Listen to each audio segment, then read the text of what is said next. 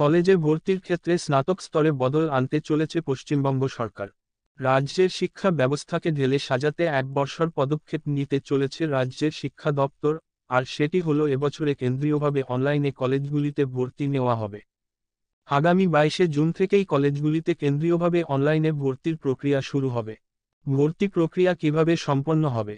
আগে কলেজে ভর্তি হতে গেলে সংশ্লিষ্ট কোনো বিশ্ববিদ্যালয়ের অধীনে থাকা পছন্দমতো কলেজগুলির ওয়েবসাইটের প্রতিটিতে আলাদা আলাদাভাবে আবেদন করতে হতো। কিন্তু নতুন নিয়মানুযায়ী কলেজে স্নাতক স্তরে ভর্তির ক্ষেত্রে এখন থেকে নির্দিষ্ট একটি ওয়েবসাইটেই এবার থেকে ভর্তির জন্য পড়ুয়াদের আবেদন জানাতে হবে। পরবর্তীতে মেধা তালিকা প্রকাশিত হলে পড়ুয়ারা পছন্দমতো কলেজে ভর্তির সুযোগ পাবে। সর্বশেষ পর্যায়ে কাউন্সেলিংয়ের মাধ্যমে ওই নির্দিষ্ট কলেজে ভর্তি হতে পারবে শিক্ষার্থীরা। এই সিদ্ধান্ত কেন? কলেজে কেন্দ্রীয়ভাবে অনলাইনে ভর্তির প্রক্রিয়া চালু হওয়ার পেছনে অন্যতম কারণ হল কলেজগুলির হাতে মেধাতালিকা তৈরির কোনোরকম ক্ষমতা না রাখা। দীর্ঘদিন ধরে বিভিন্ন সময়ে বিভিন্ন কলেজের বিরুদ্ধে ভর্তির ক্ষেত্রে নানা রকম অনিয়মের অভিযোগ উঠে আসছিল, তাই শেষ পর্যন্ত শিক্ষা দপ্তরের এই যুগান্তকারী সিদ্ধান্ত।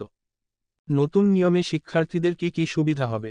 শিক্ষা দপ্তরের আধিকারিকদের মতে, নতুন পদ্ধতিতে একটি মাত্র পোর্টালের মাধ্যমে ভর্তির জন্য আবেদন করায় ভর্তি প্রক্রিয়া খুব দ্রুত সম্পন্ন হবে, পরোক্ষভাবে যার ফল লাভ করবে শিক্ষার্থীরাই। এছাড়া নতুন নিয়মে ভর্তি প্রক্রিয়া সম্পূর্ণরূপে শিক্ষা দপ্তর দ্বারা নিয়ন্ত্রিত হওয়ায় পেতে আরও বেশি স্বচ্ছতা আসবে, যা ছাত্রছাত্রীদের জন্য বিশেষভাবে ফলপ্রসূ হবে। এই ভিডিওটিতে কলেজে ভর্তির নতুন নিয়ম সংক্রান্ত যাবতীয় তথ্য দেওয়ার চেষ্টা করেছি।